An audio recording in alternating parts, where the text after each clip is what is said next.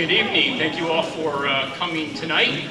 My name is Jay Sattler. I'm the chair of the board of the Central Connecticut Chambers of Commerce. We've got a great legislative forum planned for all of you tonight. And with luck, we might actually have you home before Game 1 of the World Series for any baseball fans out there. But before we begin, if you're able, I welcome you to join me for the Pledge of Allegiance.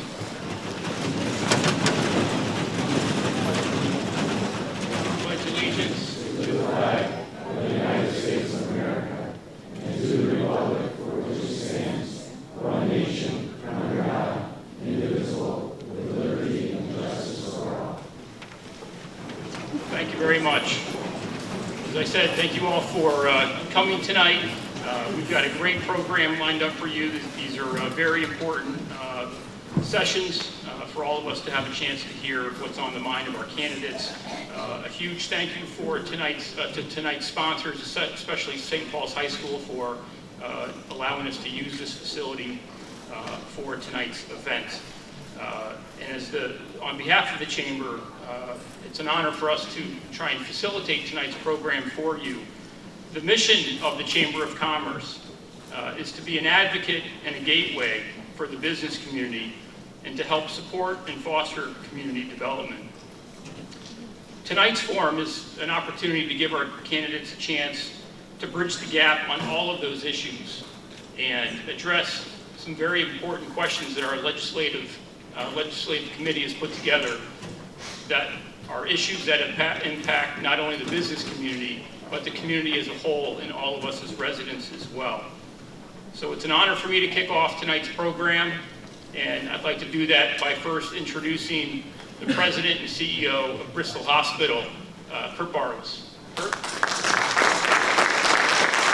Thank you and good evening. I ran over here from the hospital and I was telling Paul and Jay that I had about 10 minutes to eat, so I went to McDonald's, and I don't think I've been to McDonald's in about 5 years maybe, and I had a big quarter pounder and I got the fries, and anybody that knows me, that's not very typical of me, and you can only eat the fries while you're driving, right? And it's a safety thing, and so you can't eat the burger. You have that all over your outfit, and I can't do that.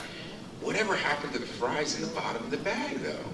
I mean, all of a sudden they got really careful about putting those fries in the bag, so I'm a little bit disappointed I didn't have any fries in the bottom of the bag. But anyway, so welcome tonight, and it's really my honor to be here. And I just want to say this, that the Chamber does an amazing job of putting together this legislative committee and this forum. And it only works if A, the candidates show up, so thank you very much tonight for being here, and B, if you all come as well.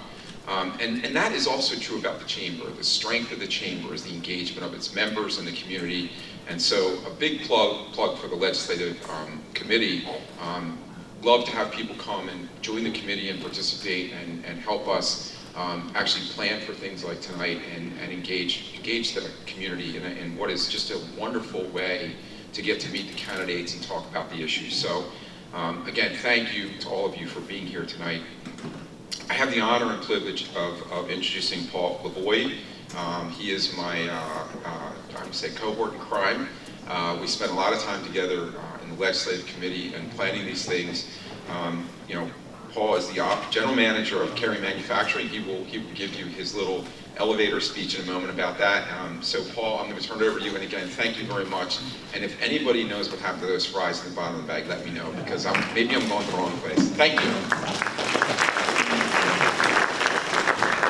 Thank you, Kurt. Kurt and I were at an event one time, and he was talking about a new business. They were talking about a new business coming into one of our local towns, and the name of the business was called Sloppy Waffles. And Kurt leans over to me and he goes, "That's good for business." So, thank you very much. My name is Paul Lavoie. I am the general manager of Carey Manufacturing, and I'm also your co-chair of the Regional Legislative Action Committee for the Bristol Chamber of Commerce. And on behalf of the Legislative Action Committee, I welcome you to our evening, where we'll start with our City Council forum, and then we'll move on to our mayoral debate. So first, why don't you join me in welcoming the candidates to the stage. Once we get them to the stage, we'll then go through the rules, and then we'll get right to business. So District 1, Jeffrey Caggiano, Kathy Faber, Greg Hahn, and Scott Rosado.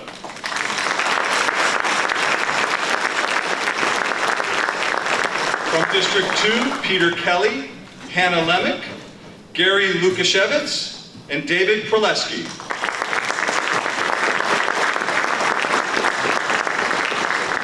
From District 3, Brittany Barney, Cameron Kroll, Mary Fortier, and Cheryl Thibault.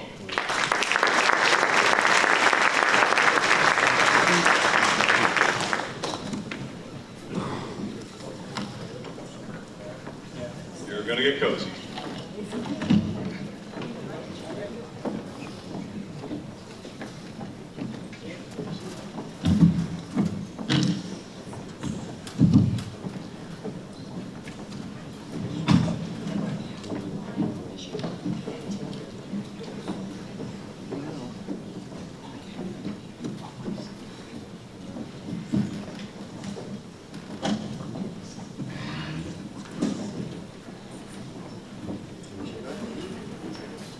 Go right ahead. Please take your seats. Thank you.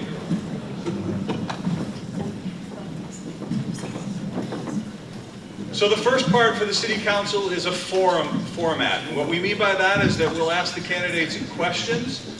We, this year, reached out to the general public as well as our Legislative Action Committee and came up with a series of questions that we'll ask the candidates.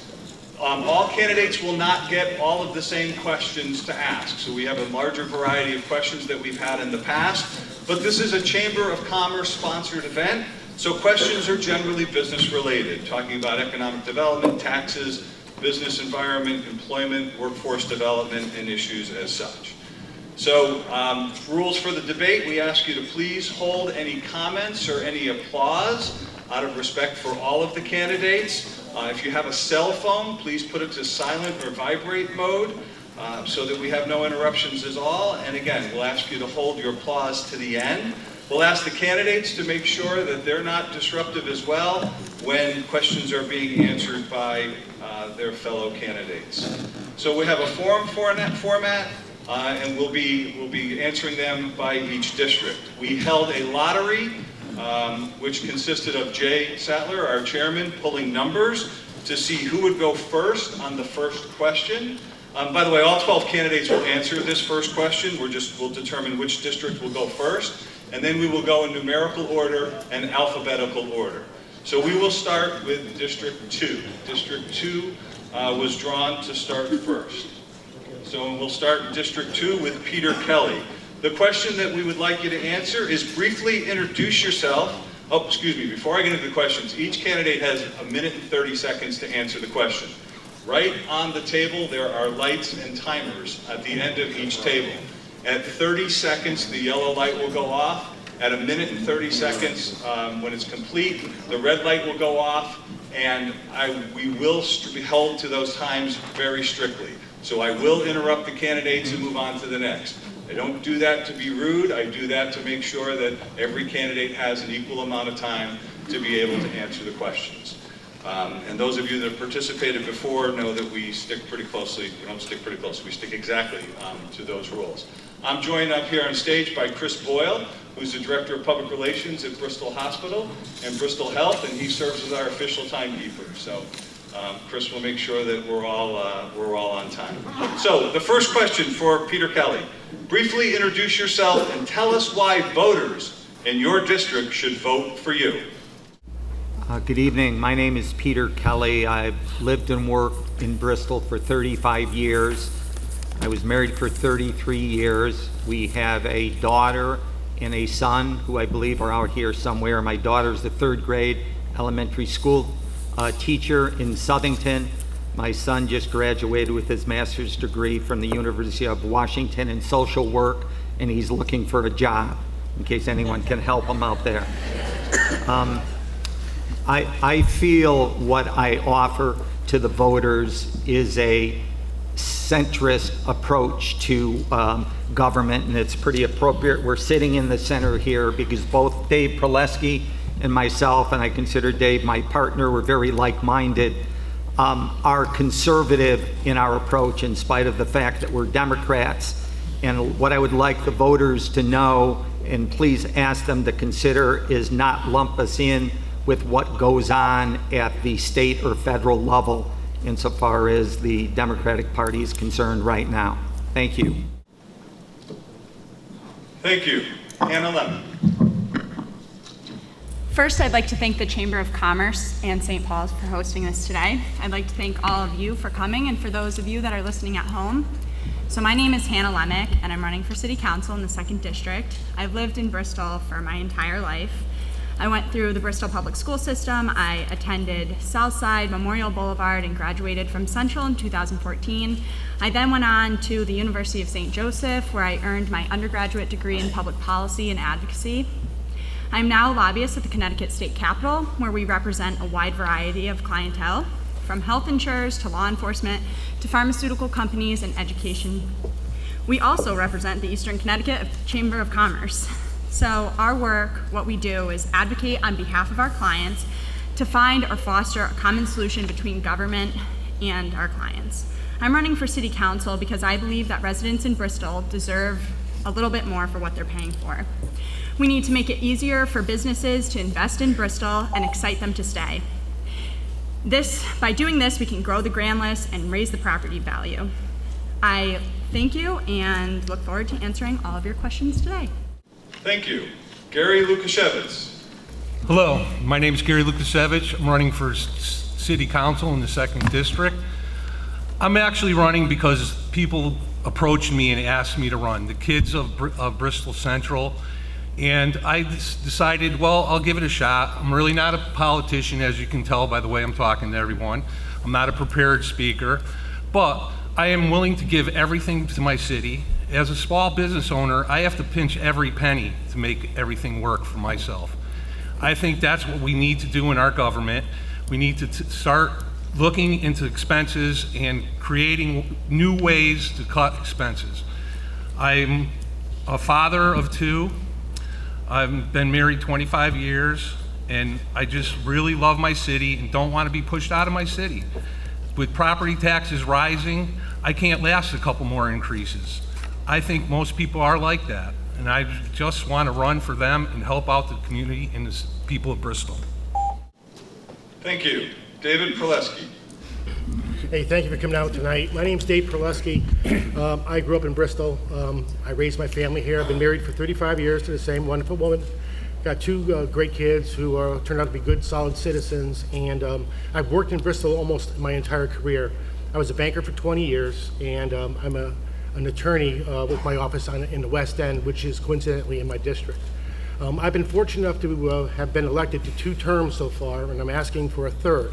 My background is in finance, economics, and law, and I think those attributes in my history and my professional experiences, I think, lend itself to what we need on our city council. I've been very fortunate because Ellen's given me a lot of challenges this last 2 years. I've been involved in the real estate committee, ordinance, code enforcement, the Memorial Boulevard School project, and the fire board. And I feel very fortunate to be able to dig in and work hard. I want people to vote for me because I think I'm not afraid to work hard, and more importantly, I can get along with everyone. I can work with Democrats, unaffiliated voters, and representatives, and I try my best every day. Thank you. Thank you very much. We'll now move on to District 3. Same question. Brittany Barney. Hi everybody, my name is Brittany Barney. I live in the 3rd District, and I'm hoping to get your support as a City Council candidate in that district. I have lived in Bristol my whole life. My family has been in Bristol since the 1950s, and I proudly purchased a property on Federal Hill in 2013 and decided this was the best time to make an investment in Bristol because I definitely have always seen a bright light for its future and excited to see all the progress that's been made over the past 2 years. I am married. I've been married for 5 years, but together with my husband for the past 10 years. We have a almost 3-year-old daughter. So my interest in Bristol is quite diverse. I'm a career person. I work for Aetna, a health insurance company, as a product consultant. I love my job, and I currently work from home.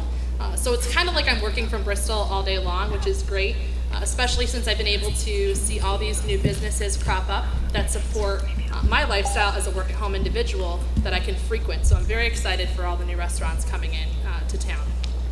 I believe that my voice is needed on the council to represent a demographic of young professionals who are looking to put down roots somewhere and establish their future alongside Bristol's growing and expanding future.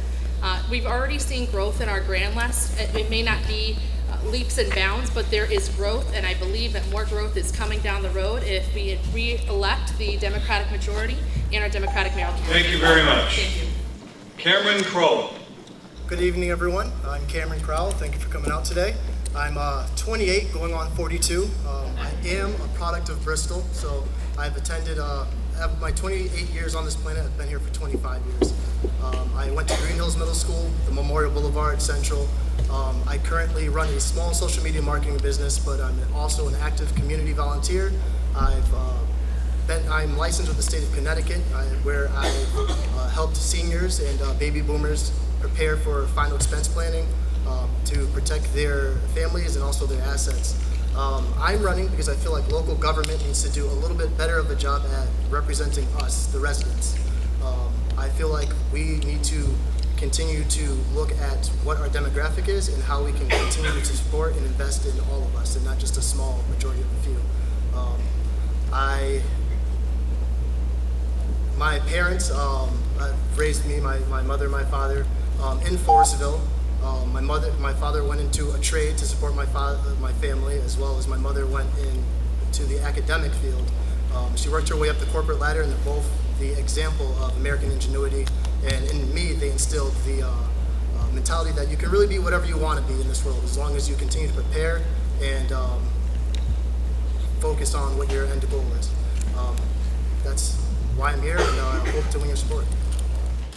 Thank you very much. Mary Fortier. Hi, thank you. I am Mary Fortier, and I have been on the City Council for almost 6 years now. I've enjoyed my work there. I am a lifelong Bristol resident. My family's been here for 3 generations, actually, and I raised 6 children here with my husband, David. We've been married 36 years, and I've always enjoyed Bristol. And I've also always enjoyed government and politics. Since I was a young child, I was always interested in politics and government. And I've always believed that government can be a force for good, that it can help solve problems and help bring us forward into the future, help the progress that we all want. I've been fortunate to be on a large variety of committees over my term of 6 years. Some of the ones that we don't talk about so much that I have enjoyed, things like the Disability Commission. I'm on the board of the HRA, which is the Human Resource Agency, which has taken over our BCO organization in the last few years. Those organizations all help to support the most vulnerable members of our community. They help everyone have the opportunity and the great experience that we have to offer here in Bristol. Thank you. Cheryl Thibault. Good evening, and thank you for attending or watching at home. If by chance after tonight you still have a question that you would like to ask me, I'm going to hang around the auditorium afterwards, so please approach me, or you can reach me through my Facebook page, Cheryl Thibault, candidate for Bristol 3rd District. 1,136,355. That is the number of steps my Fitbit has recorded that I have walked since knocking on my first door back in July. And behind each door was a story. I've had some wonderful conversations, I've laughed with several, I've cried with some, and I've even prayed with a few. Over and over, I heard the same shared common theme. I cannot afford the taxes this state and Bristol are charging me, and I feel I have no voice at City Hall. They don't care about us, the taxpayer, the business owner, the residents. And it's time to change that dynamic. I'm a business leader with professional financial background. I worked my way up through telecommunications, renewable energy, and the last 5 as a controller in a nonprofit agency. This has provided me with a strong balance of financial and operational management in both profit and nonprofit. And I've been gifted with the abilities to plan, implement, and lead, and I'm energized with a passion for quality improvement, economic development, and financial growth. I look forward for your support this November. Thank you. Thank you very much. Move on to District 1, Jeffrey Caggiano. Can you repeat the question? I'm only kidding. I'm just teasing. Sorry. No, I'm just teasing. Sorry. My name is Jeffrey Caggiano. I'm a lifelong resident. Met my wife Sherry here, and we've been married for 26 years and raised 3 children in this town. I really believe in Bristol, and I believe that Bristol is a big, small town. And like Cheryl just talked about, I think unfortunately those strong fiscal conservative roots of Bristol have moved towards the big cities of the state of Connecticut. I have also walked many doors, and I have not heard one person in our district that has said that we aren't paying enough in taxes. We certainly are getting killed on the state level, and the fact is we have raised the cost of government by 5.5% in the last 2 years. And I think we're hurting a lot of the people in this town that can afford it the least, and that's the seniors who are on a fixed income. By the way, I'd love to see a show of hands if anybody here got a 5.5% raise over the last 2 years. I think I have some unique qualifications. Good for you, by the way. I love that. A couple of people have. I have a couple of qualifications that I think will help me. I've been in business for 30 years. One of the most interesting jobs that I've had that I think will help me in this position is a change agent. So that's something you should look up. It's a leadership development and training job that looked at innovation and change from the ground up. And that's what I hope to bring to this council. I have also served on the zoning board, and I've been on the Board of Education for the last 4 years, and I see some of those members. I think they're going to miss me on the Board of Ed. I hope to come as a liaison. Thanks. Thank you very much. Kathy Faber. Hi, thank you for coming tonight and for everyone that organized the event. This is my old stomping grounds. I graduated St. Paul's, went on to Briarwood College, graduated there, and then on to CCSU for business marketing. I own a business in town for 34 years, created jobs, and I bring in clientele from all over the state of Connecticut as well as out of state. I would like to do the same thing for Bristol. I would like to see more businesses open, and I would like to see them do what I do. I pay above industry standard and always have for my employees. I would like to see less tax increases. There's too many people that come into my store that are complaining about it, and that's why I'm running for city council in the 1st district. Thank you. You all set? I'm all set. Thank you. Greg Hahn. I'm Greg Hahn. I'm running for City Council in the 1st District. I was born here in Bristol and raised in Sherman Park, for those that know that area of Bristol. It was a really good time for me. I enjoyed it. And through the years, I've supported the arts, been a part of the arts community and supported the arts. Since coming to City Council, I've served on the Ordinance Committee, the Public Works, Real Estate Committee, Energy Commission, Bristol Housing Authority, City Arts and Culture Commission, which I helped start, and the Commission on Aging. The thing that has come up over the last couple of years is the importance of the quality of life issues that are affecting people in Bristol. And so we, as a team, have emphasized solving these quality of life issues, whether it's the opioid crisis, whether it's Energy Commission, looking at ways to make our city green. But the importance of the quality of life issues cannot be lost. If you close your eyes and think back to what we were battling 2 years ago, we don't want to go back to that. Look around, see the progress that we've made. We need to continue the progress we've made for the citizens, for the city, and for our future. That's why I want to be elected. Thank you. Scott Rosado. My name is Scott Rosado. I'm 45 years old. I've been a lifelong resident of Bristol all my life. I've been married to my beautiful wife, Eva, for over 22 years. We have 3 wonderful children. Anthony, who's 26, Adriana, who's 21, and Andrew, who's 22. Once I graduated from Bristol Central High School in 1992, I joined the United States Navy.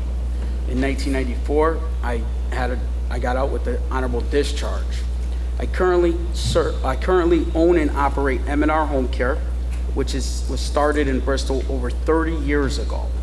It's a home care agency which provides non-skilled services to our seniors.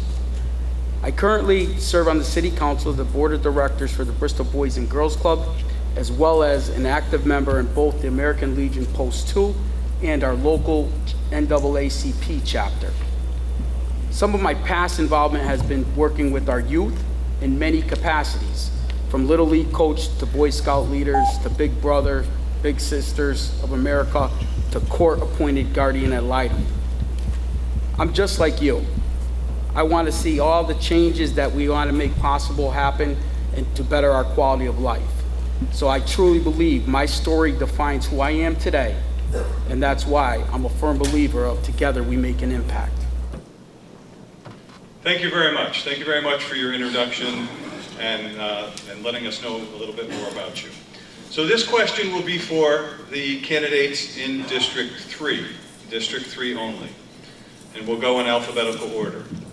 What are 3 strengths of the City of Bristol, and how would you capitalize on those strengths as an elected City Councilor?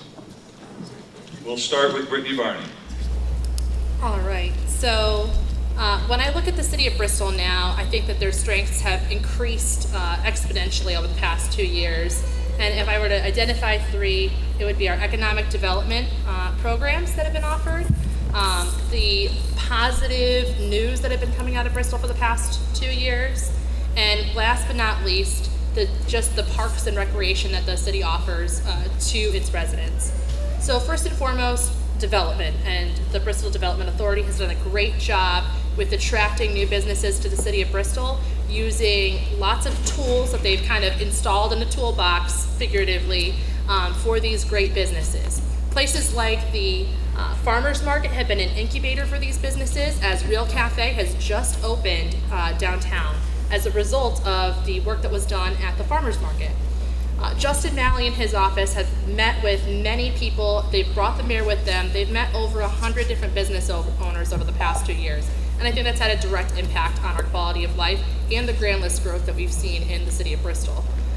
The second piece of the puzzle, which is the positive things that we're seeing come out of the city, are tied to the marketing efforts that have happened, but also tied to the fact that we have a mayor that's been doing a lot of great things and empowering city employees to do those great things at their own level. So the Public Works Department is a shining example of that. They've done phenomenal things to get the new Bristol in the news for all the right reason. And parks, need I say more? The parks are fabulous. Thank you very much. I ran out of time. So 3 strengths.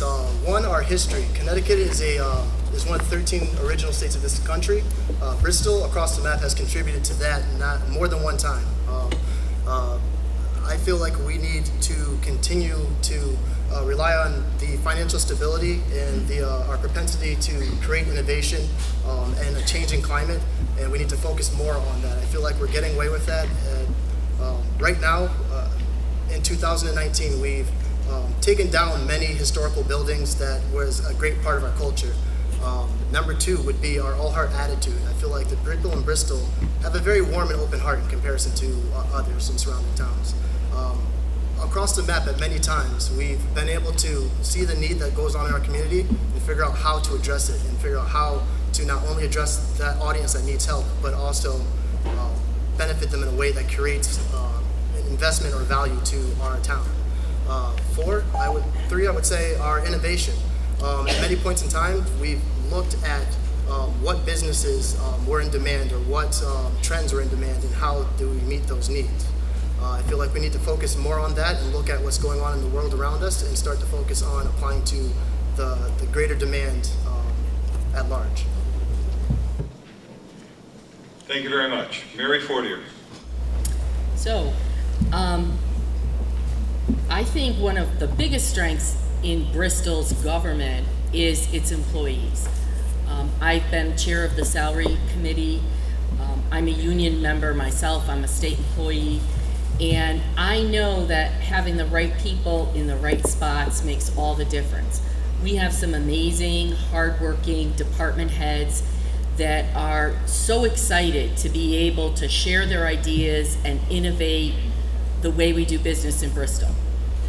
We've had a number of people retire in this current term of the administration, and our mayor has consolidated some positions.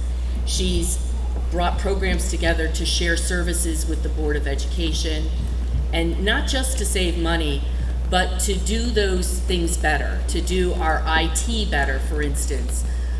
We've consolidated most of the services with the Board of Ed, and I haven't even gotten to 2 things. I was going to say our parks, because the parks we have, the park space we have, the number of square feet and acreage we have in parks is probably unparalleled in the state, and it's something we have to market better and stronger to the whole state as a place to bring people to Bristol. Thank you. Cheryl T-Ball. Yes, thank you. And before I forget, everybody acknowledged their husband. My husband Wayne's at home watching, so he's a wonderful husband, so hi Wayne. 3 strengths. Of course, I am the fiscal person. I'm going to talk about our financial strength here in Bristol. Under my tenure as chairwoman of the Board of Finance, we increased our bond rating. We have an adequate rainy day fund, and we've budgeted well, we've planned well, and we've been able to, even over the course of some time, have 0 increases in taxes, which our citizens have enjoyed. So I can't talk highly enough about the strength of our financials, our fully funded pension to boot. Secondly, I want to talk about our teachers.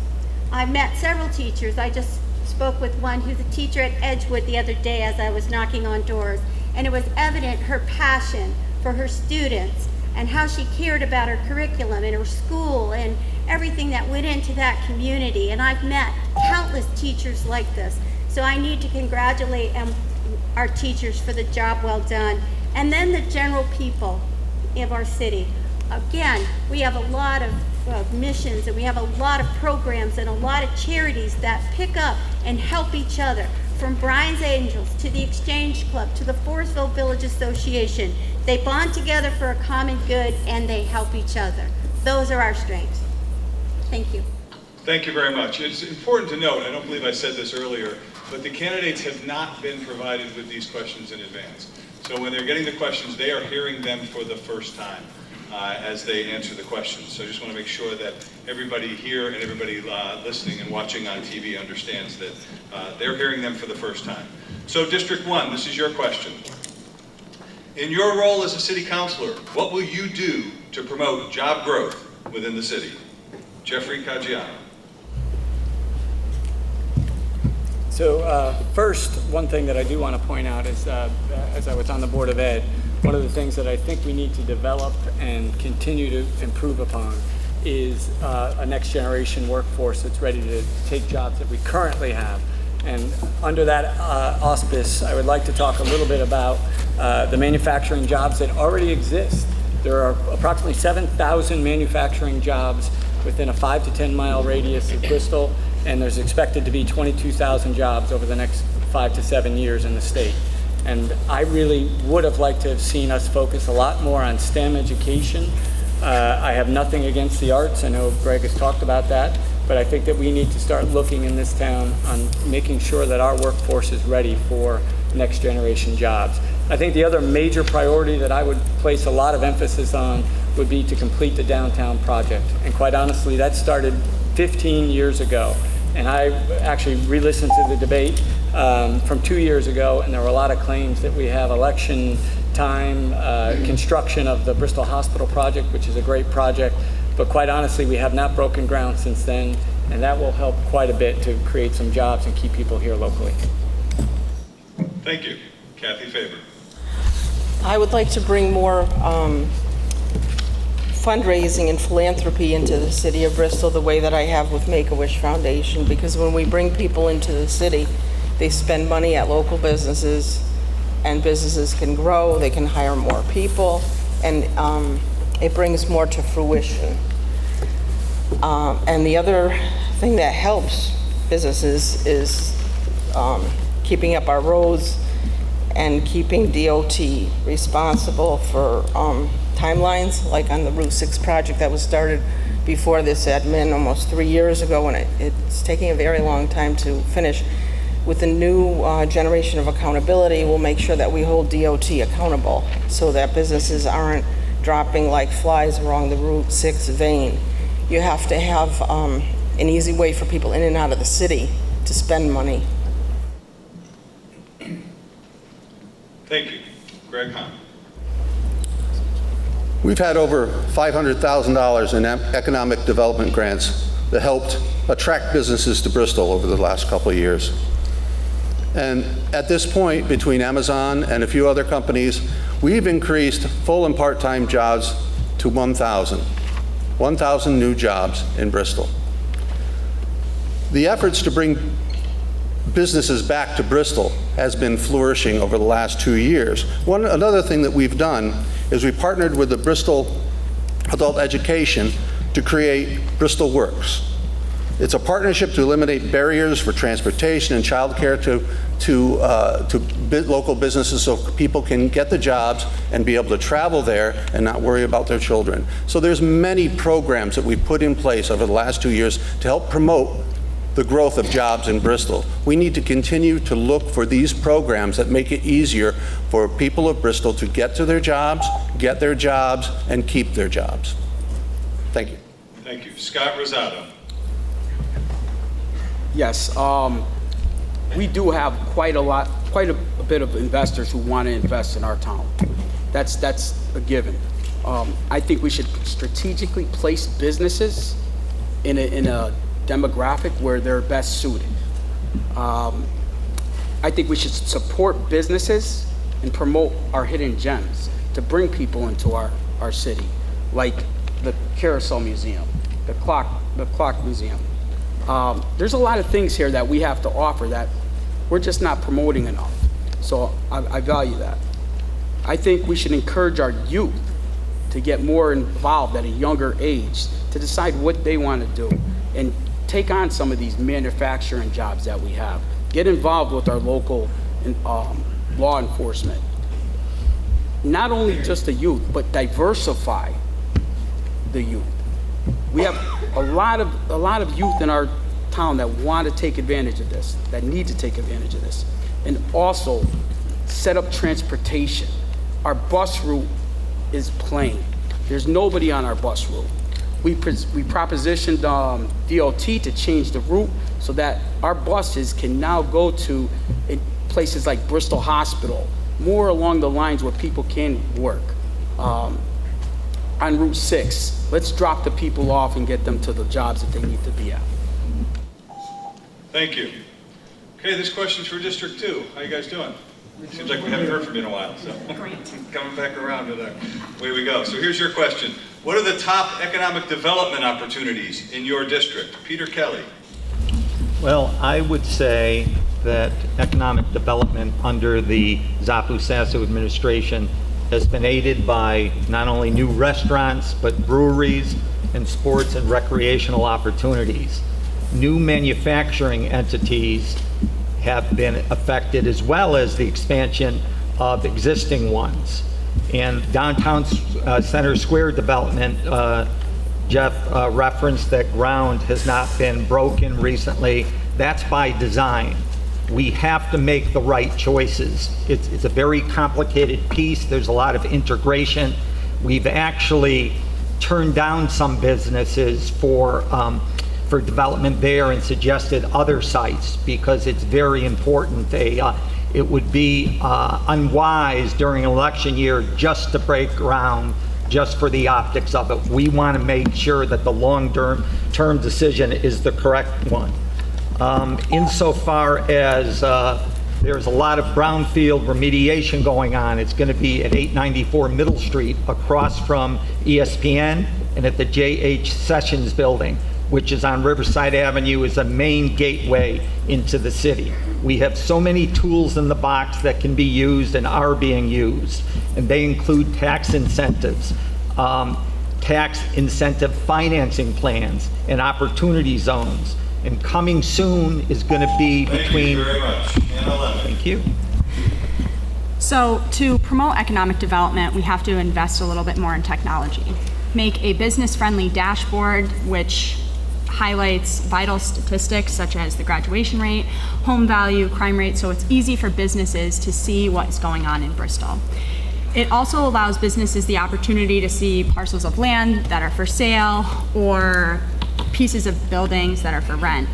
We need to keep the competitive edge in Bristol. There has to be a reason that New Britain received a $1 billion technology company investment.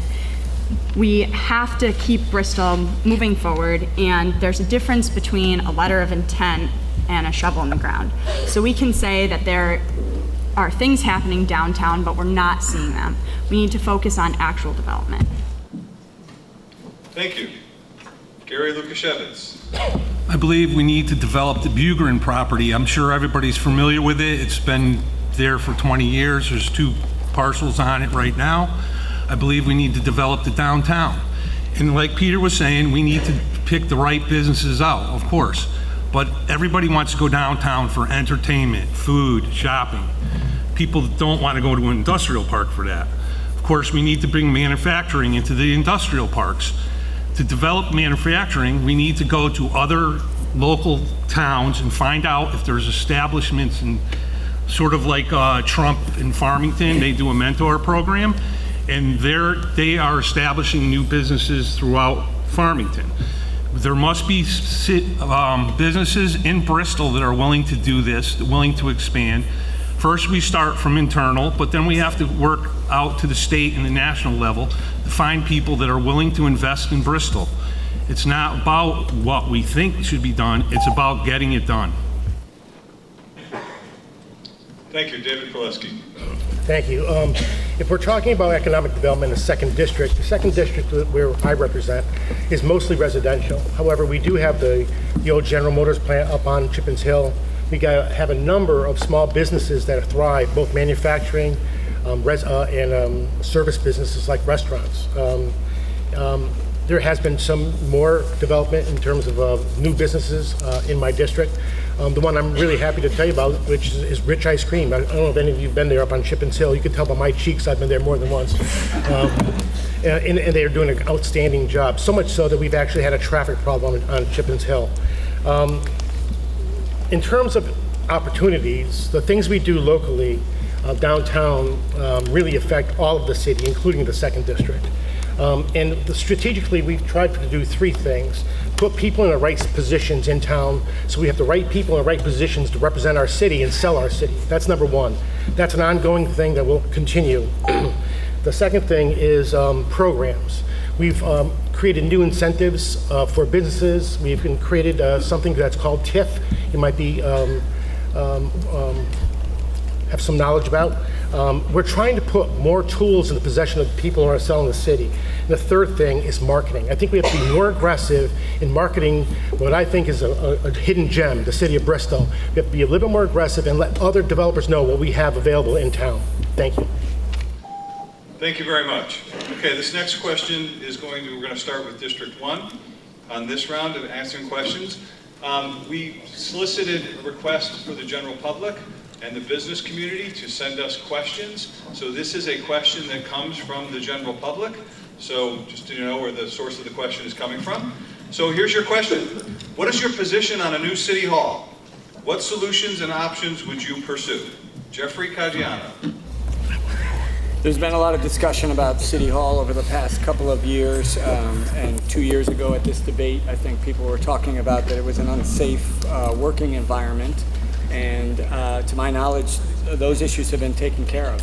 So for me, that's not a priority at this point. I think our City Hall is functional. We certainly could do a lot better and improve upon it, but the priorities that I focus on are education, 1. That's our primary goal, and the Board of Education budget is about 2/3 of the city budget. I believe in investment in education, and I think we need to invest in our schools well before we invested in a city hall. There's been a lot of debate that's gone back and forth on whether this should have been at the Memorial Boulevard School or not. And for me, I think the simple answer is that it's not a priority today. When we get our fiscal house back in order, and we can bring other businesses downtown and fill the Southeast Business Park, I think we can start investing in our City Hall. Thank you. Kathy, Faber? I would actually like to see a new City Hall.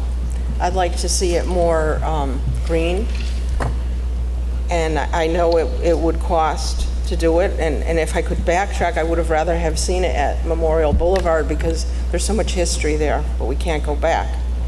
So I would actually be for a new City Hall, but I would like to make sure that the money that would be spent on it is under a new generation of accountability so that we're not wasteful and just flooding taxpayers' money out. People work too hard, and We want to move the city forward. We want to be proud of it, and it's time for a new city hall, but I don't want to be wasteful with the spending of the funds either. Thank you. Greg Hunt. Well, fortunately, or unfortunately, we have to deal with the facts. And what we want, as opposed to what we need to do, are going to be two different things. The fact of the matter is, there are health concerns with the current City Hall. We may have asbestos issues, we have boiler issues, and we have structural issues. If you were to go into City Hall, into the chambers, a few months ago, you would see water coming through the roof. These are real issues and affecting the people that work there. So do I think we need to do something? Absolutely. And if you talk to anybody that knows about the issues, they'll tell you, absolutely, something has to be done. We have three options. We can move out and renovate what's there, get rid of the asbestos, put in a new boiler, fix the roof, replace the windows, and move back in. We'd have to have somewhere to move, first of all. That's an issue. The next thing we have an opportunity to do is build new. We could build new. We could take space on, in downtown, on Main Street. And then, of course, we can use an existing building. But these are three options that we have to consider. One of them is going to be the way we go. And none of them are extremely more expensive than the other. But it has to happen, and it has to happen soon, because there are major issues with the current City Hall. Thank you. Scott Rosado. Well, as to Greg's statement of the major issues, I'm not quite sure I was aware of all of those as deep as they are. I think that we've remedied what we have. That's why people have been working there. And right now, that is not a priority in my book. I think funds can be spent elsewhere. I don't think that, I think we got the Memorial Boulevard project in the works. We have to balance what we have right now. And in the future, if it comes, so be it. We have to do what we have to do to make it happen. But as of right now, I don't see that as a main priority if everybody's working safe. And to that respect. Great, thank you very much. Okay, this next question is for District 2. What are the key fiscal issues facing the city in the next 2 years? And what's your plan to mitigate those risks? Peter Kelly. Well, there are key issues, and I believe the tax and mill rate is the number one issue. And hopefully through the economic development that is happening, that will be addressed. If I can just backtrack a little bit, there is a misnomer circulating out there that the Zoppo-Sassu administration has raised taxes uncharacteristically, and that's not factual. The previous administration raised taxes more than the Zoppo-Sassu administration did, and that is factual. You can go to the mill rate page on the city website and see that. But that being said, we have a pretty good pipeline to Hartford. One of the problems that resulted in tax increases under the previous administration was the fact that the state underfunded versus the previous year, so that had to be made up.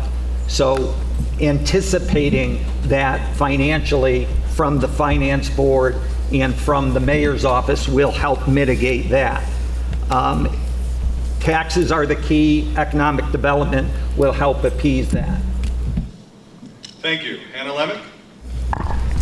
So a quick check is that the taxes in the previous administration might have been higher, but it was over a long period of time with more groundless growth. So over the past 2 years, your taxes have been raised twice and the cost of government have gone up by more than 5%. The problems that we're going to face in the next 2 years is how we're going to make up for that. So we're going to need an investment of $262 million of newly assessed properties to meet the demands in the tax increases. So first we need to grow the grand list to meet this. We also need to have families and people staying in Bristol. So the problem is that people are going to start moving away because not just the municipality of Bristol, but the state of Connecticut is raising taxes. So if we're going to increase taxes, we need to give people reasons to stay here. So I believe that the two things that we're going to face, obviously, are the taxes and people leaving. Thank you. Gary Lukashevitz. My biggest issue is the school. It's 53 million, 63 million. When's it going to stop? Recently, I talked to a geologist. She said it's going to take 20 million to clean it up. I don't even know if that's even in that. I think the school is an issue we have to readdress and find a way to straighten it out. And especially because it doesn't have any plans for our kids, our youth. And that's why I'm running, because I want to protect our school systems, because they're great. And our kids graduate with a year of college already under their belt because they take AP programs. It's not only taxes, but there's so much other things that we can do to promote growth in our government, by development, by just talking to employees and finding out where waste is. People are willing to help out if we just ask. We need to get to private sector and see if the private sector will help us out. All those things will help us in that manner. Thank you. David Perleski. Thank you. Let's start with the positive stuff first. You know, we have and will always have fiscal challenges. Our city really has done a nice job over the years. We've collected a very healthy surplus. Fitch, one of the bond rating agencies, just came out this week and again gave us a AAA bond rating. They said we're very stable, we're very well run.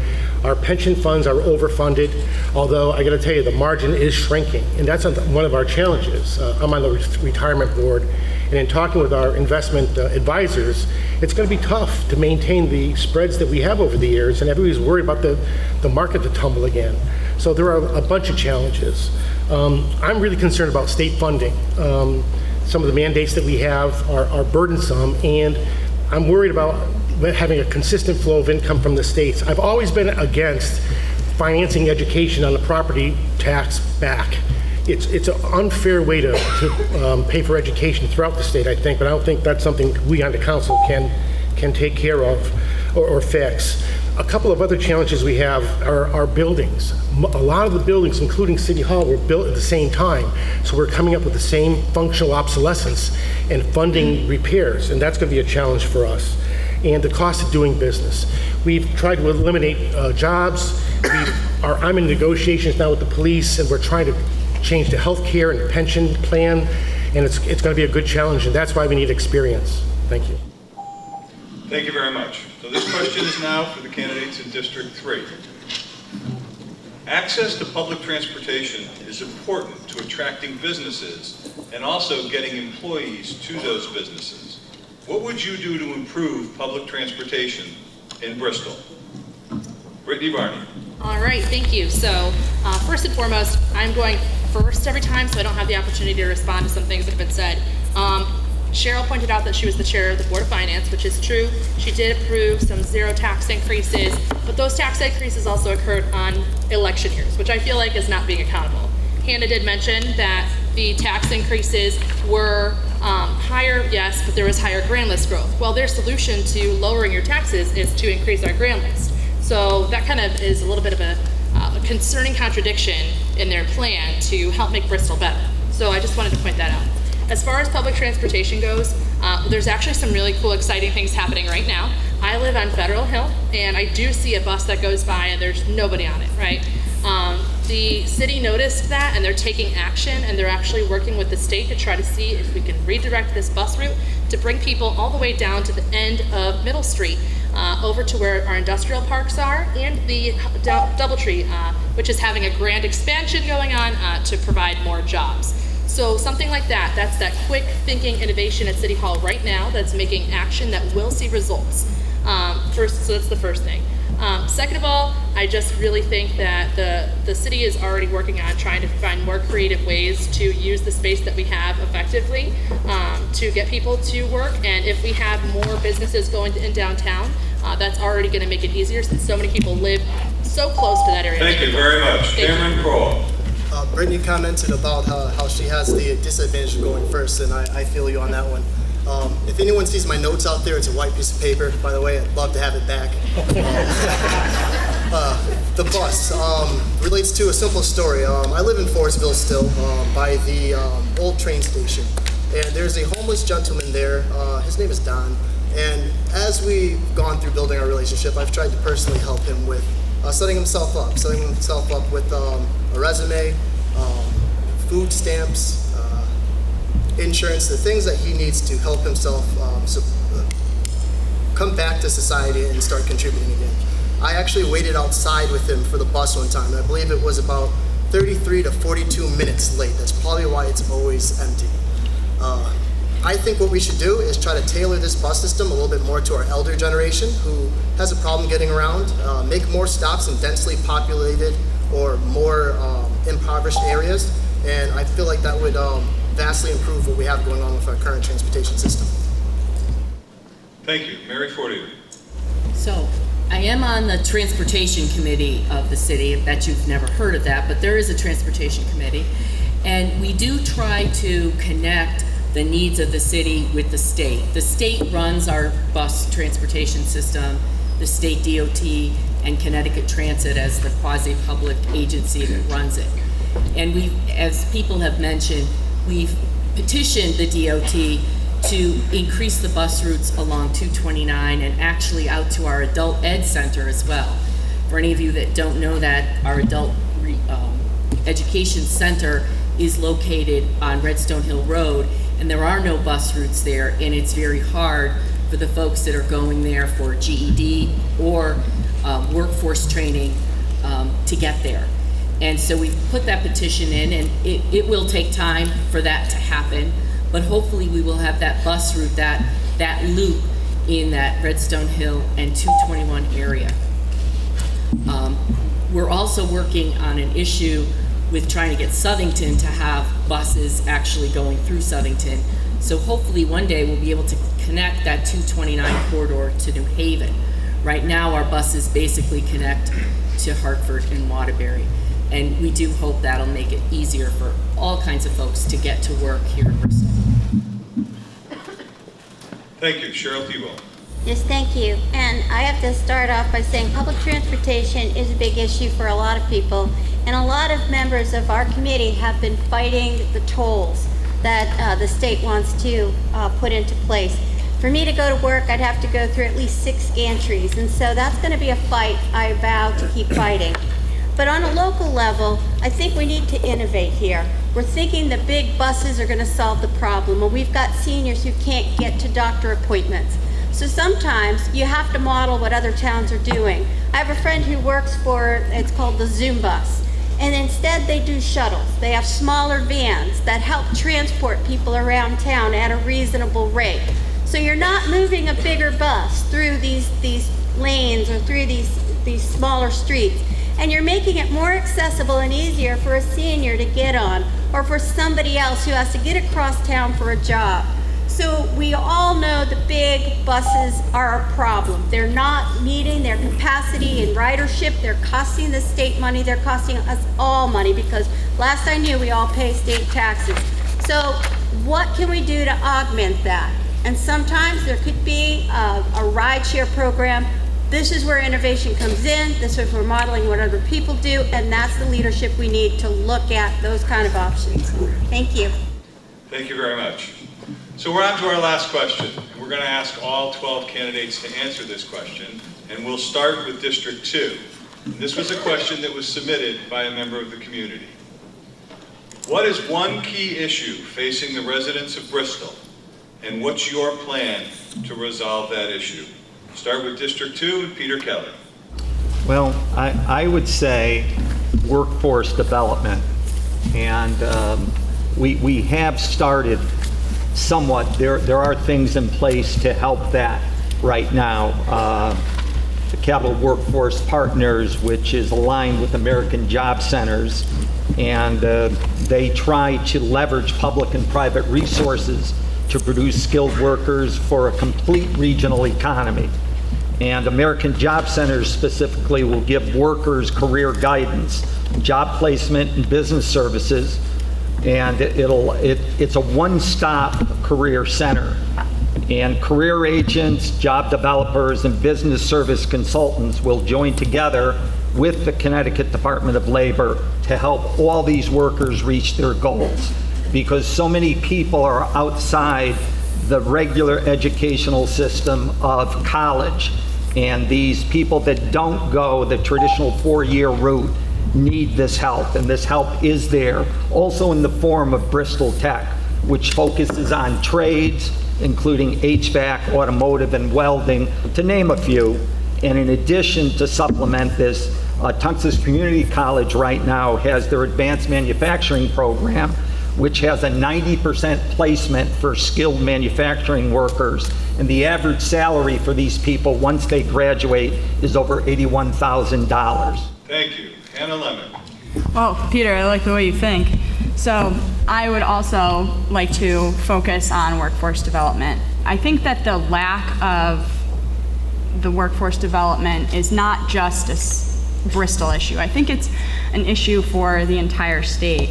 High schools are telling kids that they're putting them on a path, telling them that they have to go to college, and that might be the only way that they can find success. Well, at the state level, there was a workforce readiness bill, and it helped to fund STEM education programs in different education fields. So it prepared students for the things that they were looking for. I also think that we need to take a proactive approach as the Office of the Mayor, City Council, Board of Ed, and manufacturing companies should work in tandem to guarantee that students are receiving the proper education. Hartford actually does a really good job with this. They have a program through the Center of Latino Progress where they find students that might not want to go to college or necessarily can't afford it, and they find things that they're interested in, and they set them up for the summer in things that they might like. And it gives them, first it gives them hope that there is something after high school, and it gives them the confidence to continue on with high school. And yeah, so workforce readiness. Thank you. Gary Lukashevich. As I walk doors and meet the people of Bristol, they all tell me it's property taxes. Well, everyone knows that property taxes can only be stopped by bringing in more money to the government through building businesses. So with the adequate amount of room and space we have around town, there's plenty of land to develop new businesses. These new businesses can be chain restaurants if they want. It's fine, because we don't have enough smaller type businesses that feed to the poorer people of town. If you look downtown, we have Pint and Plate and Half Brewery, which are great establishments for the people that can afford them. But there are other people in town that are poorer, and they need to have that type of stuff done for them. They need a place where they can go, where they can bring their kids. And by eliminating the property tax increases, we can, with development, we can stop this from happening. We can keep our kids home, we can keep our programs, and we can move on and prosper. Thank you. David Perletsky. Thanks. I've lived here my whole life. As I've been knocking on doors with Peter the last few weeks, the biggest issue I think facing our residents, I'm going to lump it generally, it's quality of life. What's essential, what's fundamental to local government is providing essential city services without overburdening our taxpayers. And that's critical for what we do. And that's why I want you to consider us, to vote for us. You need experienced people to do this, because it's not easy. It takes a lot of time to sort through all the various details and programs that we see we're presented as city council people. But we can't burden our taxpayers any more than we already have. We've tried the last 2 years to make the city more business-like, putting the right people in the right places, cutting costs where we can, combining jobs, becoming more efficient. And that's something that I know we can continue to do. Right now, we're negotiating with all of our unions. We're changing up the healthcare plan. We're trying to change the pension multiplier. We're doing the right things to set a standard for the future. And so quality of life and being mindful that all the decisions we make affect people and their families. And that's something that we'll always consider first. Thanks. Thank you. Move on to District 3, Brittany Barney. All right, so my top item would be the cost of government. I do think it's very important. And I think that what I've heard from the other candidates, the Republican candidates tonight, is this focus on grant-less growth, which I believe is very important. But I also believe it's a component and we need a more multifaceted approach, which has already been occurring at City Hall. So some of those ways that we're trying to find ways that we can reduce the cost of government, which also to highlight the increase that they've mentioned of 5%, that's an increase in healthcare costs, which I think we all could also raise our hands and say we've seen an increase in our healthcare costs. But identifying potential properties for development that can also increase not only our grand list, but provide better spaces for working individuals to live in Bristol. Putting talented people in the right seats, which we have seen with the redistribution of departments, and we've seen some stellar results already from those actions. Bringing departments together to save hundreds of thousands of dollars, that has happened already. Staying on top of negotiations, that has happened already. Previously, the can was kicked on that. So I think in order to have a control on our cost, which I guess other people might disagree with what I've stated, these are all true, tangible facts, to control these costs and provide, a better quality of life for our residents, we need to continue this action that's been going on and keep it moving forward. Because so far, these Democrats have been working hard to make Bristol better for you. Thank you. Cameron Crowe. I think that the problem is our out-of-touchness with the Bristol residents at large. I'm hearing the same thing being brought up in many different forms. If we were more in touch with our Bristol residents, we wouldn't be worried about improving the quality of life. We wouldn't have a need for focus groups, as Gary pointed out. Our tax and mill rate wouldn't be a problem, as Kelly pointed out. Scott also said that we need to diversify our education and have other options. Because we're out of touch with our community at large, we have these problems. There are no focus groups. We have many people in a growing homeless population that aren't being facilitated. We have many different people of all different ages that from 65 to 19 to 55 are living out in the street unsheltered. If we made it easier to reach out to these people and give them the options necessary to give them a hand up rather than a hand out, we'd be in a lot better position. I feel like we need to focus on where the industry is going, focus on building back up that relationship with Democratic and Republican representatives and leaders, and our Bristol people as well at large, and not just focus on a smaller group of people, a small group of people, or what our own fantasies or ideas are as your local leaders. Thank you. Mary Fortier. Yes. I think a way to sum up what a major issue facing us is saying it's our future. We have to be planning for our future. We, as a community, have more people over the age of 65 than any community except for Hartford in this whole greater Hartford area. It means our city, because it's aging, we have to market our community and invest in our community in order to attract younger families. We certainly have to take care of the elderly folks we have, but we have to make a plan for the future. One of the first things Ellen Zoppo-Sassu did as mayor was she changed our 10-year capital improvement committee to our 10-year capital improvement and strategic planning committee. Planning for the future and deciding how we're going to spend our tax dollars and what we're going to need in the future coming up with new industries and trying to attract younger families to be attracted to our community is the only way we are going to sustain our community and be prepared for the future, adapting to the changes in industry and in employment opportunities. Thank you. Cheryl Tebow. Yes, could you just please repeat the question? I just want to make sure I answer. Sure. Repeat the question? Absolutely. What is one key issue What one key issue facing the residents of Bristol, and what's your plan to resolve that issue? Everywhere I went that I talked to residents and I talked to businesses, they're faced with tax increases. Zillow this morning listed 179 Bristol homes that are in pre-foreclosure or foreclosure right now. And I met 2 seniors who had to take out reversible mortgages to pay their taxes. Last year, the taxpayers and businesses had a 2.4% increase, followed by a 3.2% this year. So if I had a crystal ball, I would say, given the mayor during a Board of Finance meeting said taxpayers like that predictability, that we can expect to see another increase. I understand the cost of running a city is increasing. I face it in my nonprofit, in my business. We're in 11 states in Canada.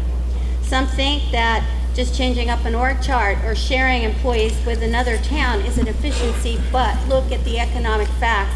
Expenses across the board went up over 5%, and we're anticipating spending $65 million on a fiber optic network, which will be obsolete before it's on the poles, and a lot of the seniors I talk to don't even use the internet now. We need to be fiscally responsible. We need to be a generation of accountability if we're going to attract businesses to Bristol and help our seniors and turn those homes over to the next generation. That's where it starts, folks. Fiscal responsibility. Thank you.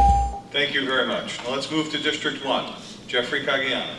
My one key issue is taxes, taxes, taxes. And unfortunately, Cheryl stole about 90% of my thunder here, because when we look at a new generation of accountability, the other things I will add is that the state has added $1.75 billion new dollars of taxes to us this year alone, and in previous years have had some of the largest tax increases.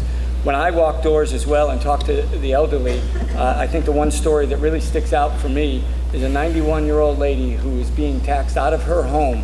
And we started talking about that fiber optic internet system, a wired internet system to all of the homes in Bristol that could cost up to $65 million, and that's just a $100,000 study that's going to let us know how much that is.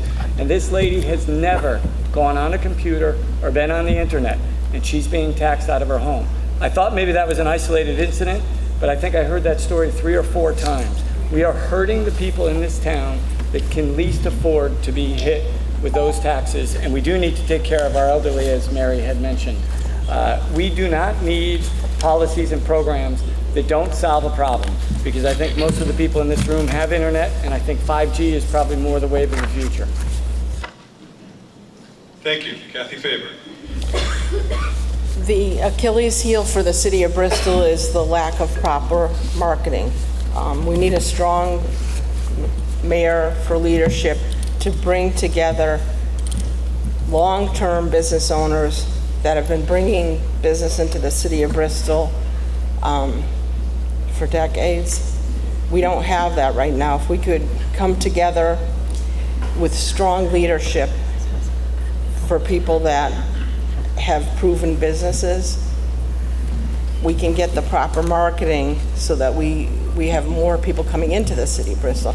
I have a lot of clientele and a lot of big venues that I do events at, and they all say the same thing about Bristol. They say it's an island upon itself, and I think that needs to end. And the only way you're going to end it is to bring together people that have the knowledge of how they bring clientele into the city and expand upon it. Thank you. Greg Hahn. The opportunities in Bristol have grown over the last 2 years. We've taken the bull by the horns and given incentives. We have the TIF, tax incremental financing. We have the opportunity zone. We need to continue and stop the fits and starts. We're not going to do this or we're not going to do that. We need to continue the concept of developing downtown to increase the businesses that are coming to town. Now, we also have to look at the opportunity to make Bristol a destination for other cities, Torrington, Harwington, with the advent of Memorial Boulevard coming online and making it a destination for people to come in and spend their money. This is going to have a tangible effect on the bottom line dollars available to folks in Bristol, and it will have effect on property taxes, property values. It's going to have an all-round effect, positive effect. So I think we need to make sure that we follow through the ideas and the plans and going through with that downtown development, and stop thinking about what's not happening and second guessing ourselves. We had everybody 100% unanimous on Jeff Caggiano's, when he served on the board for Memorial Boulevard School. Stop second guessing yourself. It was unanimous. We need to continue the direction we're going and stop second guessing ourselves. It's not good for Bristol, it's not good for our future, and we need to make it happen. Scott Rosato. Yes, first of all, I don't know why we're talking to 91-year-old ladies about internet, okay? That just is absurd, okay? Let's be factual and let's be real about this right here. Internet is for all. It's for whoever wants it. It will not be, it'll be faster for those who want it. The city will provide the internet. Internet provides competition between everybody. You will build, businesses will have a choice. You will have a choice for your internet. Secondly, what I want to address is the taxes. Everybody wants to talk about taxes. The Memorial Boulevard project, the state is giving us a certain amount of money. Why are we, it all comes out of our pocket at the end of the day. Well, you know what? I'm here to fight for every one of you, Republican or Democrat, and why would I give that money that the state is going to give us to New Britain? You want your taxes to be up 50% from 38? Absolutely not. So if they're going to give it to us, I'm going to take it. Bottom line. Thank you. Thank you. Ladies and gentlemen, a round of applause for all of the candidates.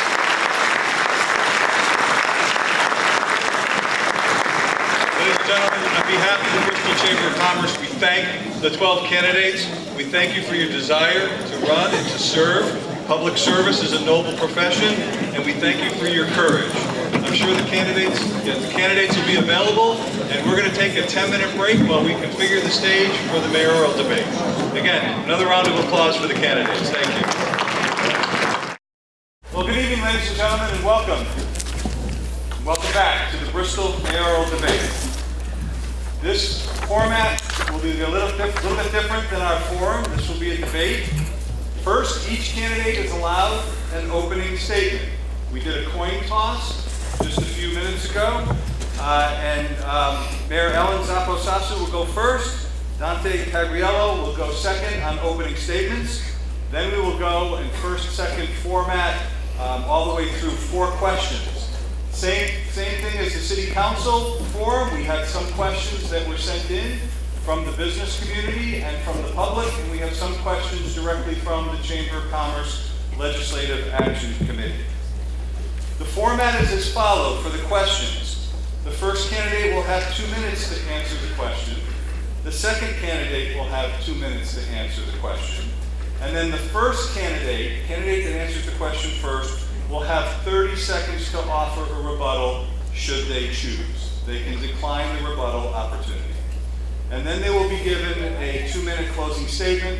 There are no rebuttals during opening and closing statements. Same rules apply on timing, so there are timers on each one of the tables. You'll get a warning at 30 seconds, and at 2 minutes, we'll ask to move on. Again, these questions have not been provided in advance to any of the candidates. And again, as before, I ask you to please hold any applause or any comments until the end of the forum, out of respect for both of our candidates. So let's begin. Opening up will be Mayor Ellen Zoppo-Sassu. Good evening. Thank you for coming tonight. It has indeed been a pleasure to serve as your mayor for the last 2 years. The first priority that the City Council and I tackled was creating a positive environment and a positive climate for both businesses and the people who live and work here. We know that it is extremely important for people to feel good about where they live and work, and from that, many positives can flow.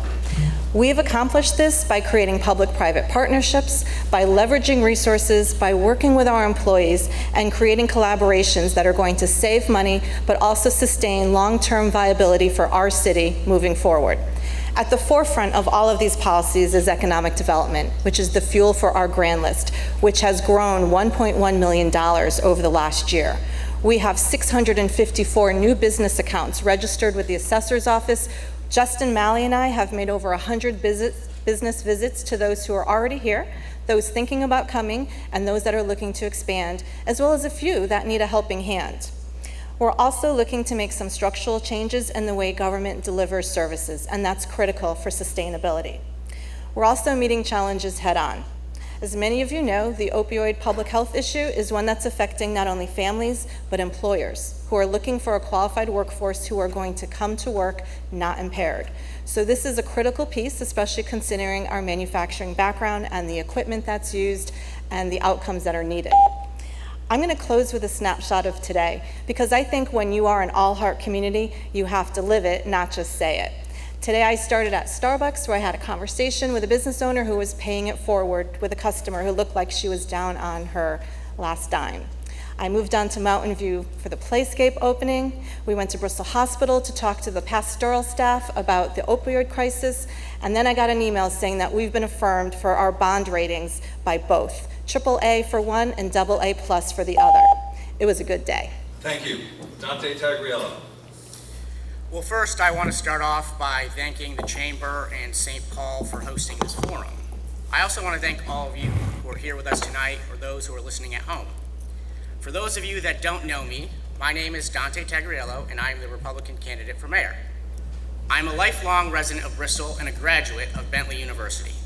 Currently, and for the past several years, I have worked as a corporate tax accountant for the world's 5th largest public accounting firm, Grant Thornton. The theme of our campaign is a new generation of accountability. What that means is our stance on governing is a departure from rhetoric. That's why we're the only team with a plan to implement performance-based budgeting to better connect our dollars and resources. That's why we're the only team with a plan to invest in new technology, to implement best practices to make government leaner. And finally, that's why we're the only team with a plan to create a digital dashboard for investors to make investing in Bristol seamless. Simply put, our promises aren't for election's sake, but to drive solutions that are both trackable and tangible to taxpayers. I very much look forward for the opportunity to answering all the questions submitted tonight. Thank you. Thank you very much. Okay, the first question, Dante Tagariello will answer first. This is a question that was submitted by a member of the business community and general public. One of the most important roles of the mayor is to effectively and efficiently manage the taxpayers' money in a fiscally responsible manner. What's your definition of being fiscally responsible? You have 2 minutes. Well, when I think about fiscally responsible, I look back to a few years ago when we raised our grant list by $68 million and delivered periods of 0% tax increases. And for me, fiscal responsibility is about looking at ways to be innovative in order to deliver not just the same level of services, but increased quality services through pieces of technology. So that's why we have released a plan about investing in technology in our city, because when I talk to my clients at work, I see some of the great programs that they use, like Tableau and Alteryx, which use data analytics to provide services to their customers at no extra cost. So for me, it's looking at ways of actually creating efficiencies. I think we'll hear a lot tonight about efficiencies. We'll hear about how we've eliminated 11 positions through attrition. We'll hear about how we've merged services. But what we don't want to hear about is how we've raised the cost of government by $10 million. And I think that when we talk about efficiencies, we have to actually produce a plan, put a plan in place, in order to create those efficiencies. So for me, it's about looking at ways in a modern context to deliver results. Thank you. Ellen Zoppo-Sassu. Being fiscally responsible is all-encompassing. It starts at the most basic level of understanding what your employees do on any given day, what those tasks are, and what the tools are that they need to do them. It then involves making sure that those tools are in place. So from a government standpoint, it also includes balancing those needs, those purchases, the long-term projects, the vehicle purchases, against the strategic plan and the tax rate. But we've done all that, and we've been doing it for years. So the one thing that I don't want to confuse tonight are just terms being thrown out.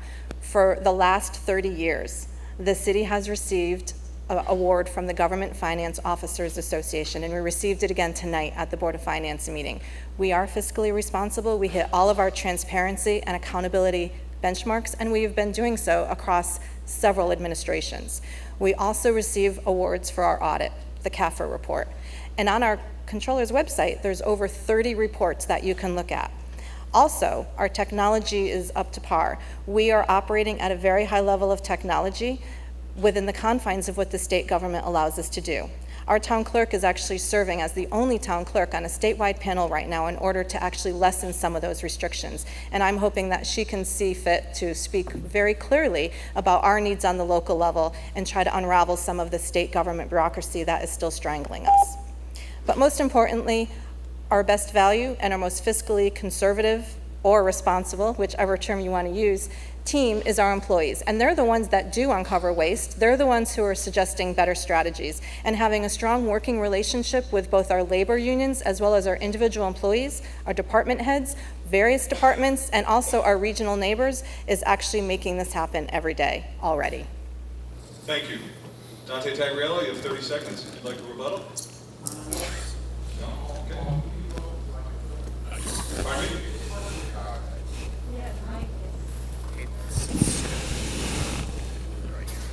Is that better?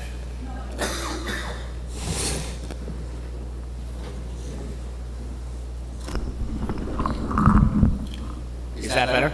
Yes. Okay, good. Thanks. Good thing I took that AV class in school. Okay. So now, Ellen Zoppo-Sassu will answer this question first. Again, this is another question that was submitted by the community. The Memorial Boulevard project is a big commitment by the community financially as it affects our educational resources. What's your opinion of the project and its impact on the community in the long term? I think the Memorial Boulevard project is going to have a very positive impact on our community as a whole, but also specifically downtown, which has been a focus for 15 years, or you could even say 50 years since urban renewal. But here are some of the facts on the project. We are going to be an intra-district magnet school, which is going to attract students from our own schools to attend there. Right now, we send 300 kids out of Bristol every day to attend magnet schools of their choice, so there could be some savings of the tuitions that we currently pay out of town if those students chose to come back. It's also a marketing tool. We will have this facility, and it may attract some of the younger families that you heard talked about in the earlier forum back to Bristol because they will see that as an amenity, as a quality of life education piece. Education and the quality of our education are our calling cards when it comes to rising the level of people who want to look at Bristol and feel good about Bristol. So we're going to go back to that theme as well. In terms of the funding, which has raised a lot of concerns, we were looking at this project for the last 5 years. When the school shuttered itself, there was a task force created. We started talking about it as an arts center. We started talking about the theater as an independent entity. There was all kinds of issues that the city was going to have to fund itself. But thanks to the hard work of State Representative Ziogas and the Speaker and some former colleagues, we now have $60-something million that are coming to Bristol. We'll be responsible for a small share of that, but we look at this as an investment. We have to invest in ourselves if we expect others to invest as well. So this project, on the gateway that it sits, with the role that it's played in our community, with the architecture that it has, is actually going to be one of our gems. It's going to be something that people are going to see as they approach our newly developing downtown. It's going to be a destination. It's going to be something that we can showcase our arts and culture. It can bring revenue into the city, and it's something that I think all of us are going to be very proud of. Thank you. Dante Tagariello, 2 minutes. Yes, well, as a very proud graduate of Memorial Boulevard School, I remember very fondly of the intricate architecture that exists in that school, and I also remember very fondly some of the great memories that I had there. And my biggest concern with Memorial Boulevard School is maybe not the fact that it's becoming an arts magnet school, that's going to focus on some digital technology pieces. My biggest concern is that our school system currently has no plan in place to deal with other schools, including redistricting. And I think that when we look at something from a long-term standpoint of strategic planning, and when the city has an opportunity to provide our school system with money, and we provide them with more money every year, I think that what we should demand is a level of accountability for what schools may be on the chopping block in the future, because the fact of the matter is that as we open Memorial Boulevard School, there is going to be a significant cost in maintenance, and we have to be prepared for that. And as we heard from Democrats tonight on stage that sat at the center table, the biggest problem we see is taxes, and we cannot afford another tax increase in our community to pay for Memorial Boulevard School. Before, there were position pieces put to make Memorial Boulevard an incubator space. My opponent sat on a task force that was going to create an arts and culture center that was going to be a driver of downtown. I think that we have to be sure that when we put this school open, that we have a legitimate plan to deal with our other schools. And I am very concerned about that, and I think a lot of people share that concern. Thank you. Ellen Zoppo-Sassu, we have 30 seconds for rebuttal or additional comments. So the way that the bonding projects work for capital improvement is that we put a set of money aside every year, and then we choose which projects go in that. So the line item is actually carried in the budget, and it doesn't really impact the taxes because we're already planning for it. One of the things that we've tried to do is actually stabilize that number. Unfortunately, we've had some ups and downs, and if we can stabilize that tax rate and build it in for that bonding number, we're going to know what it is every year, and that's going to not impact the tax rate. Thank you. This question is for Dante Tagariello to answer first. What are your top economic development priorities for the city? Well, for me, it's definitely downtown. As the youngest person on stage tonight, I have grown up in a city where there were very few entertainment options for me. And when I look at other cities like West Hartford, and I'm not comparing Bristol's demographics to West Hartford, but when I look at those other cities, those cities are destinations, they're attractions. And I agree with Greg Hahn when he said we have to make Bristol a destination. But we have dealt with the downtown for such a long period of time. We bought the mall. It took us years to wreck it. We dealt with Renaissance. It took us years to go nowhere with the project. And for me, growing up in Bristol, that hurt a lot of my opportunities to grow here with my friends and do things in town with my friends. So for me, downtown is the biggest economic priority, and that's why I've introduced the investment dashboard. Because if you read any civic magazine related to municipalities, the one thing they tell you is you need a dashboard to showcase what your city has. You need to share the stories, because if you talk to any corporation or business out there, one of the trends that they're looking for today is connecting with their workforce. It's sharing that Bristol is all heart, that we have a strong college education community, that we have a great graduation rate, and we have affordable housing. That is why I introduced that plan, because it's the only way we're going to get real investments in this city. And that's why New Britain got a $1 billion investment, because they have a strong mayor who is there every single day selling the story of her city. And she loves to sell the story of her city, and I think we need to start doing that more. Thank you. Ellen Zoppo-Sassu. So I spent 12 years working at the New Britain Chamber of Commerce, and New Britain is doing phenomenal under Mayor Stewart. And the conditions that she's had to accomplish, she definitely deserves credit. Their mill rate is 50. Ours is 38. And so the challenges are quite different, the approaches are quite different. What we do in Bristol is look individually at all of our locations, whether it's the downtown or whether it's economic development in general, or whether it's our manufacturing sector, and we try to meet all of those needs.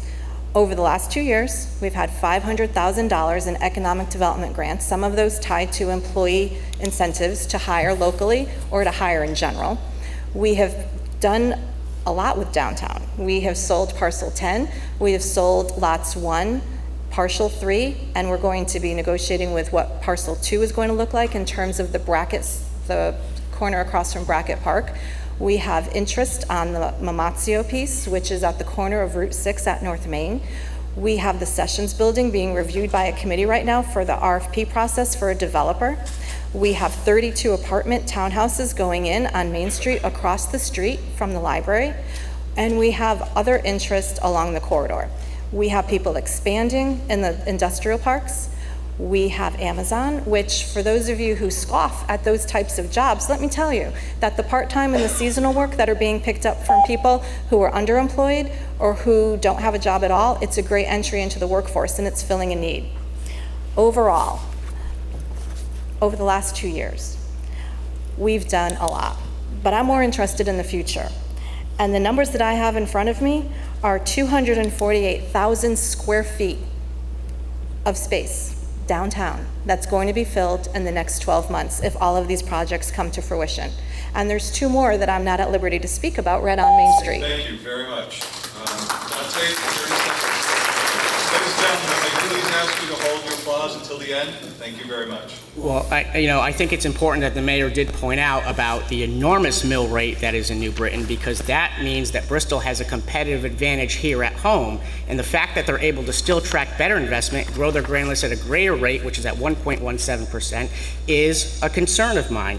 And the mayor mentioned Amazon. Amazon did just lay off a number of couriers, so we should be worried about that too.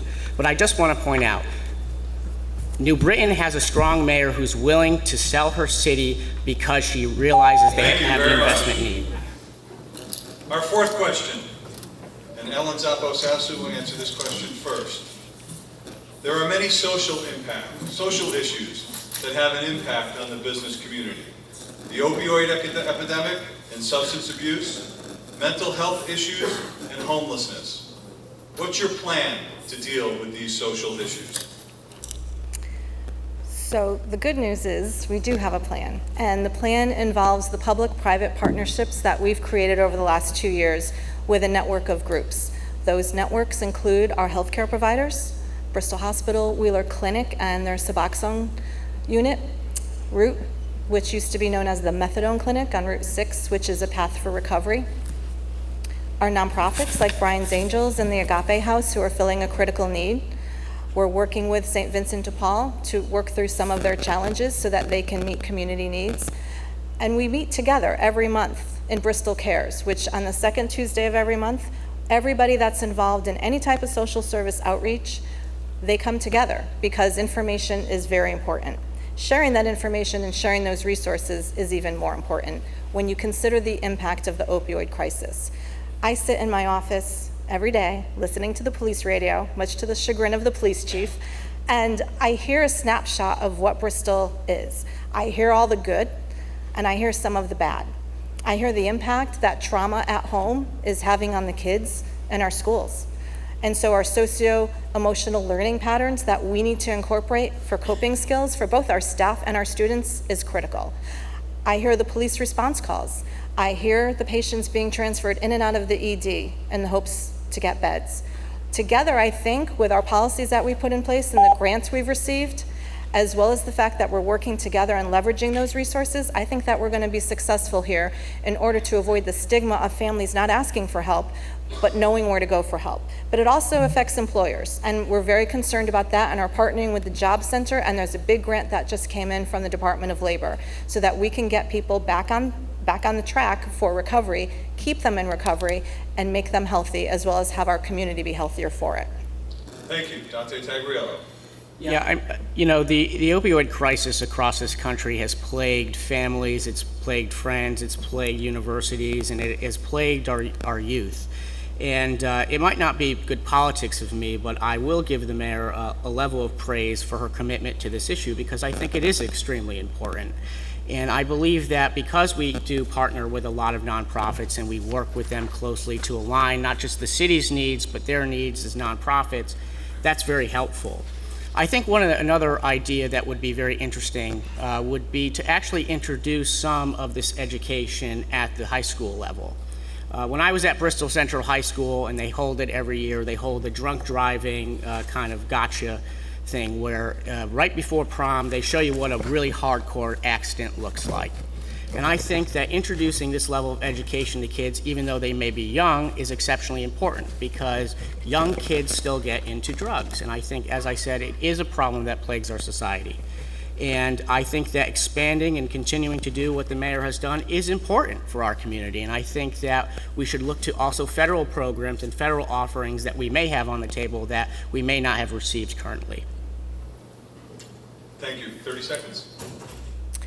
We are in the schools. Our police chief has adopted a program, and he goes into the high schools at the beginning of every school year to try to acquaint the kids with the philosophy that it's better to not start, and also to give them an education about things that they're probably not interested in asking their parents about. They've been extremely successful. We also have Best for Bristol, which is a group of peer-to-peer educators, and that's going well as well. So I think that in terms of the youth, we have that. Thank you. So now it's time for our closing statements. Dante Tagariello, you'll go first. 2 minutes. Well, once again, I'd really like to thank all of you for coming this evening. You know, I think we have a chance this election to change how we do business in Bristol. I'm running because I think Bristol is at a crossroads.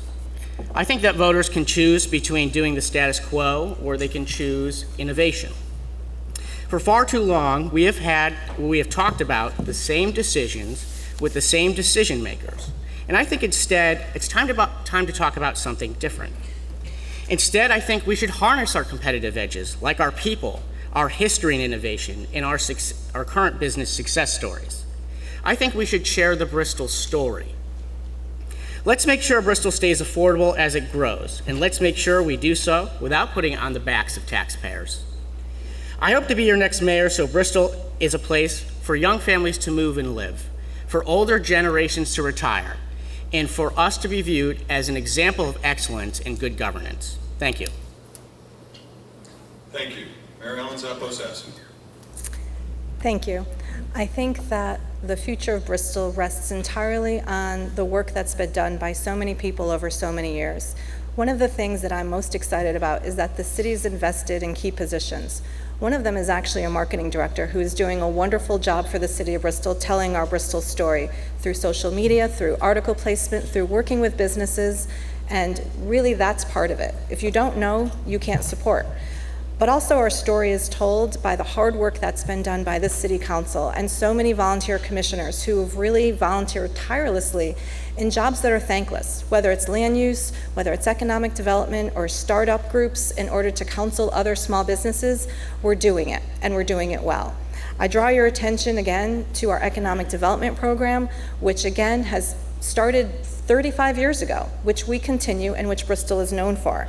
I call your attention to Amazon, which is not in financial trouble. They didn't lay anybody off, but one of their couriers did. I draw your attention to Main Street Pint and Plate, which is a great restaurant. He's about to open his third, and he's about to go on Good Morning America, and that's a great Bristol story. I draw your attention to one of our deputy chiefs who, because we pay for and have a highly trained fire department and police department, he was at the gym 2 Sundays ago and leapt into action when somebody went down with a heart attack.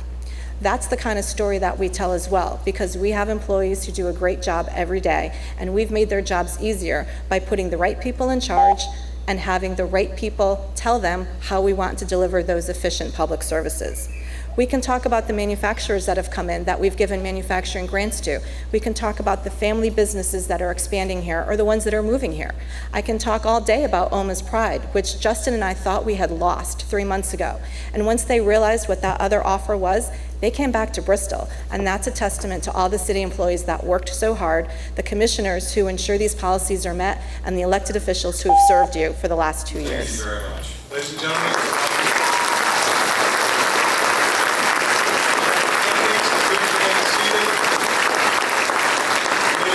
please join me in welcoming Cindy Bombard, the President and CEO of the Central Connecticut Chambers of Commerce and the Bristol Chamber of Commerce. Hi, Cindy. Good evening, everyone. And I want to thank you all for coming and to all of our candidates.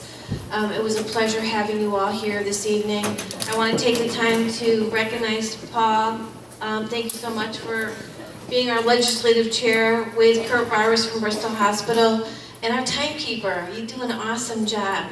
But because I'm the Chamber of Commerce, we're the Bristol Chamber of Commerce, We're a regional chamber called the Central Connecticut Chambers of Commerce.